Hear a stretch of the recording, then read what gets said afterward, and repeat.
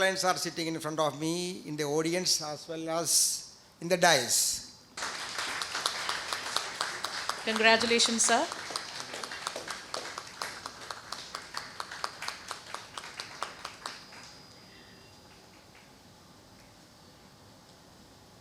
Thank you, dear guests. I now invite His Excellency Mar Kuriakos Bharani Kulangara for his blessing speech.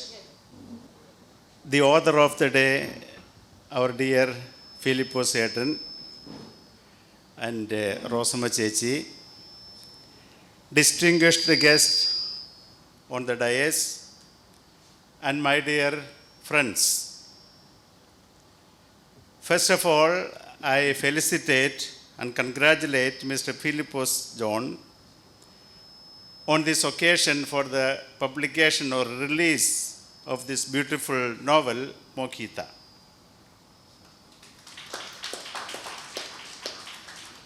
I was privileged to have a copy of this book a couple of weeks ago. He brought to me and asked me to have a look at it.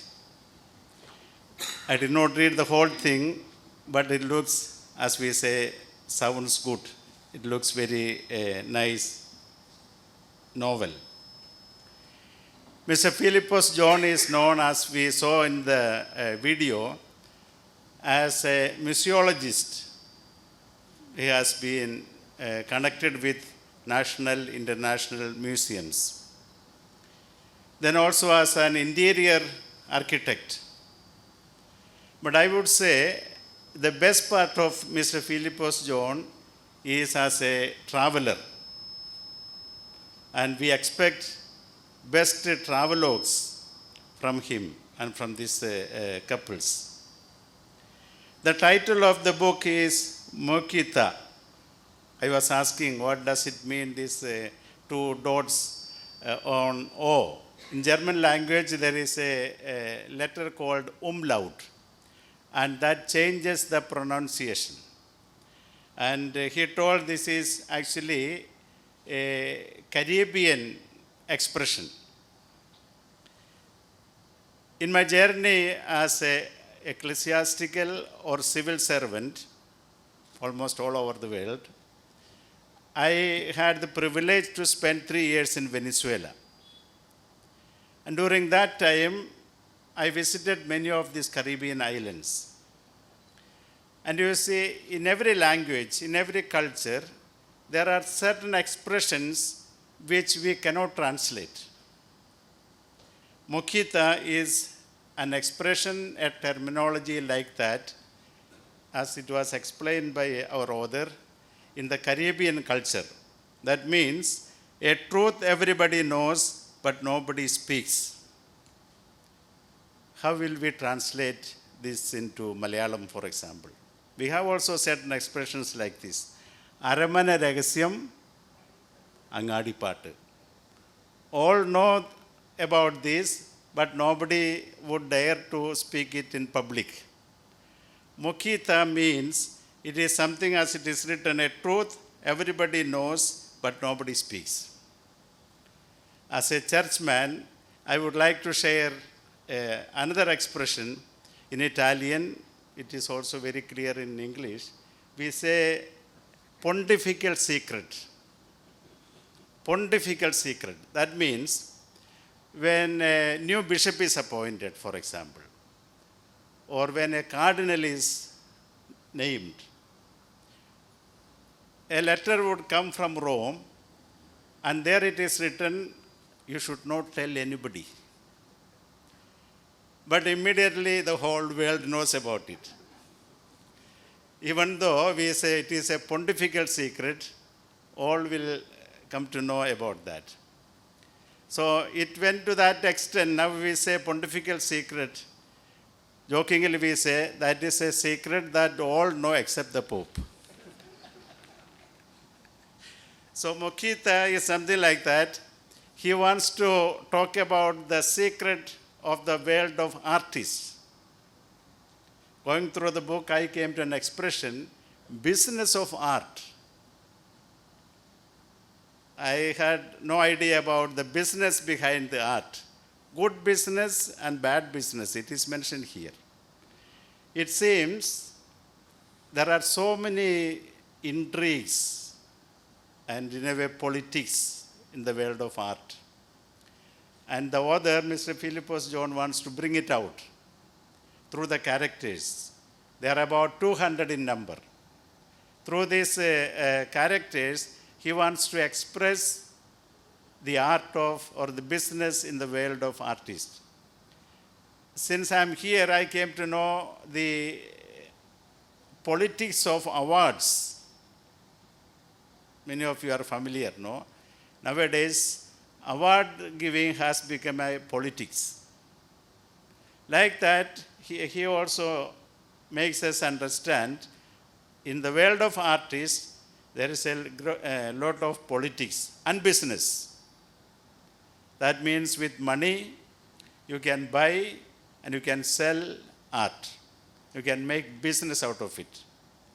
So I once again congratulate our dear artist, author, Mr. Philippos John, and I wish this book will have a wider readership. Congratulations. I now request Mr. R. Prasanna, resident editor of Malayalam Manorama, to deliver his felicitation speech. Secondly, I have written the preface to the book, and that the author has already honored me with that. So there is not much to speak, but let me try. As you would have known by now, this book is about the world of art and all the frauds in the world of art. I now request our esteemed chief guest, Dr. Alka Pandey, art historian, curator, and author, to address the gathering on this occasion. While I was sitting on the stage, John whispered to me, "Oh, I forgot to mention my wife." So I wanted to begin with salutations to the creative feminine and to the energy and the Shakti behind the person who wrote this wonderful book. I love the title.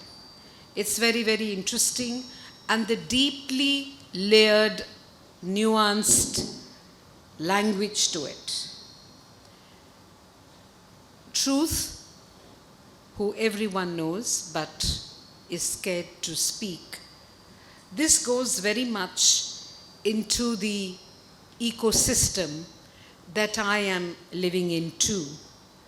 The world of art, and if I may have the indulgence of all the dignitaries on the stage, to say that often, whether it is the performing or the plastic arts, sometimes it is the most impure in the purest world.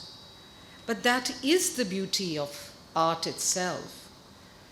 When you are looking at absolute beauty, where is the line between what we call the most beautiful and the most non-beautiful? Because if you look at what Aristotle said, that all art is imitation, Plato, who said that all art is imitation, and it's only poetry which is the highest form of art, and what we get is from nature around. These are things which I think of often, and John in his book, in fact, which is a fictionalized way of telling his own experiences, has brought about the nature as different to what nature is represented by practitioners, the nature of the ecosystem of art, which has always been a bit of a circus from time immemorial. As Prasannan said, that Michelangelo also made, and the greatest, whose work is in one of the most sacred spaces at the Sistine Chapel, made work through fraudery. I now request Shri J.K. Verghese, known to all Delhi Malayalis as Sunny Chayan, to deliver the felicitation speech. Hello, everyone. I know it's the last one. I'm like a last man in a cricket match on a sticky wicket. I am amazed at the erudite, scholarly persons sitting on the dais, and I am happy to be part of this elite house. Now, I'm not here to enlarge, exaggerate, or expand the qualities of our friend John Philippos. Much has been told about him, and it's on record also. You have seen the video, and it cannot be erased. So, anything that I add would be like adding more ghee to a kind of parota, which will, of course, add flavor to it. Yes. Now, sorry, because I forget, I have kept one or two small things. I will slightly talk about the craft of the book and about John, sir. Okay, please bear with me for 2 minutes. Now, Mokita, of course, you know, the narrative of this book is very simple. Very simple. In layman's language, he writes. And he writes decently. He writes within the language. He doesn't step out of it in letter of cuss words or four-letter words. See, the trappings of fame would turn any mediocre or ordinary writer or creator, artist, to turn slightly towards pulp, like our Harold Robbins. So here, in this book, there are a few chances where he could have transgressed into the world of pulp writing. But those incidents were part of the story, but he has simply mentioned it very gently, nicely, and in a mediocre way. So that is one of the beauty of the writing. Now,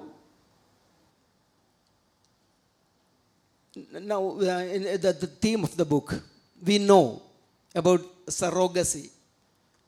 We know about the surrogate children, surrogate whatever it is, but ultimately, after reading this book, we also know about the activities of surrogate creativity. I mean, I am not doing something, this madam is doing something for me, I pay her something and I get the name, surrogacy. Okay, so that is prevalent in every sphere of life. Now, what he does very conveniently and very mildly is to expose or unveil the ugly and vulnerable underbelly of the type of chaos and business happening in the world of art, especially in the world of painting. So that he has brought out very nicely, and I think the world is real and the characters are fictitious or fictional. It appears like that. Even though he tries to kind of weld it together at many places, we are bound to believe that, yes, I also know about this. But as the title of the book says, I'm afraid to say that, or I don't want to say that. So he has put us into that dilemma there. Okay? Now, we, the Mallus, are fortunate to read some of his vernacular writing also. 4 books he has brought out, and excellent. The problem is, you cannot translate or transwrite this humorous books or humor which is written in one's own language. You know, thinking comes in the mother tongue. So when you translate it, it's gone. So I have the fortune to read many of his books, and you know, it takes you down to the level of your what do you call this, nostalgia. Here is a story which is known as Remani. It's about a slightly elderly lady and the adolescent escapades of adolescent escapades of we, the boys of those days, may be prevalent now also, with the elderly hangers on in our houses. It is very beautifully explained there, and you tend to be a part of that story. So there are many stories like that, and one more I have to mention. There is a story known as kappa. Kappa means tapioca. I don't know whether the non-Malayalis knows about it. There's a group of Syrian Christians from Kerala. They are migrating to Satna in MP, and the church has ordered them to carry the seeds of the kappas, and you cultivate it there because it is part of our Syrian Christian life. We can propagate the religion through propagating kappa also. That may be the reason behind the church's directive for these pilgrims to take these kappas to.